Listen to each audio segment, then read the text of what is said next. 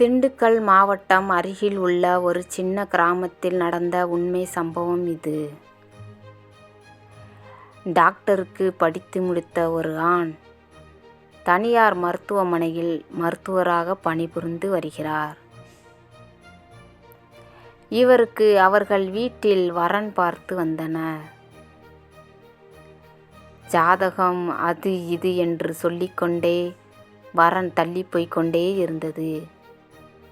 அந்த ஆணுக்கு வயதாகி கொண்டே போனதால் குடும்பத்தார் அனைவரும் பேசி அந்த ஆணுடைய அக்கா பொண்ணை பேசி முடித்தனர். அந்த பெண்ணையும் திருமணம் செய்து கொள்ள ஒத்துக்கொள்ளுமாறு சம்மதிக்க வைத்தனர். பின்பு பெரியவர்களால் பேசி நிச்சயம் செய்தார்கள்.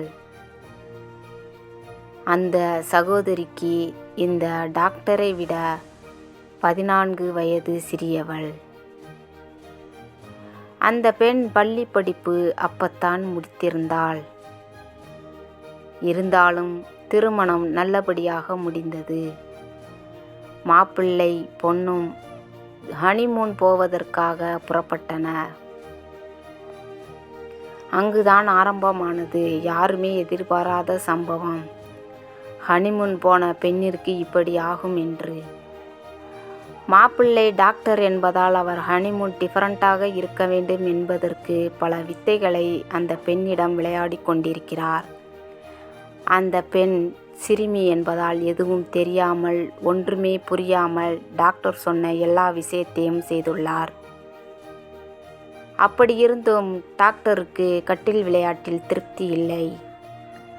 உடனே டாக்டருக்கு இடையூறாக இருந்தது அந்த பெண்ணின் மார்பகம். சிறுமியின் மார்பகம் சின்னதாக இருந்ததால் அவருக்கு திருப்தியாகவில்லை என்று நினைத்து அந்த பெண்ணின் மார்பகத்தை பெரிதாக்குவதாக சொல்லி அந்த பெண்ணிடம் ஆசை வார்த்தைகளை பேசி சம்மதம் வாங்கி அந்த பெண்ணின் மார்பில் ஊசி போட்டு இருக்கிறார். நேரம் செல்ல செல்ல அந்த பெண்ணிற்கு மார்பகம் பெரிதாகி கொண்டே இருந்திருக்கிறது. பின்பு டாக்டர் வேலையை காட்ட ஆரம்பித்து விட்டார். அவர் இஷ்டம்போல் செய்துள்ளார். திடீரென அந்த பெண்ணின் மார்பு அளவுக்கு மீறி பெரிதாகி கொண்டே போனது.